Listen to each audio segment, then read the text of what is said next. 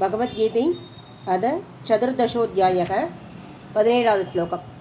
सत्त्वस्सञ्चायते ज्ञानं रजसो लोभ एव च प्रमादमोघौ तमसो भवतो ज्ञानमेव च ऊर्ध्वं गच्छन्ति सत्त्वस्ता मध्ये तिष्ठन्ति राजसाः जगन्यगुणवृद्धिस्ता अधो गच्छन्ति तामसाः नान्यं गुणेऽपि कर्तारं यदा द्रष्टानुपश्यते पुनेऽप्यच्च परं वेते मद्भावं सोऽधिगच्छति गुणानेधानदीत्य त्रिदेन्देहे देहसमुद्भवान् जन्ममृत्योजरा दुःखै विमुक्तो मृतमश्नुते।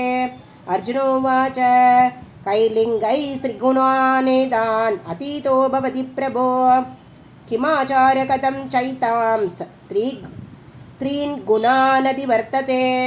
श्रीभगवानुवाच प्रकाशं च प्रवृत्तिं च मोहमेव च पाण्डव न द्वेषी सम्प्रवृद्धानि न निवृत्तानि काङ्क्षते उदासीनवदासीनो गुणैर्यो न विचाल्यते गुणावर्धन्त इत्येव योपतिष्ठति निङ्गते समदुःखसुखस्वस्थ समलोष्टाश्म काञ्चनक तुल्यप्रिया प्रियो धीर तुल्यनिन्दात्मसंस्तुतिके मानाभमानायोस्तुल्यो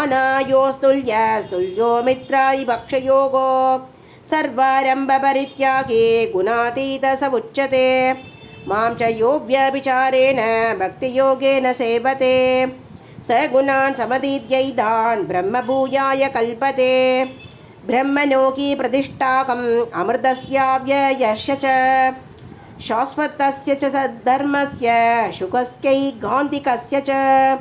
ॐ तत्सदिति श्रीमद्भगवद्गीतासु उपनिषत्सु ब्रह्मविद्यायां योगशास्त्रे श्रीकृष्णार्जुनसंवादे गुणत्रयविभागयोगो नाम चतुर्दशोऽध्यायः।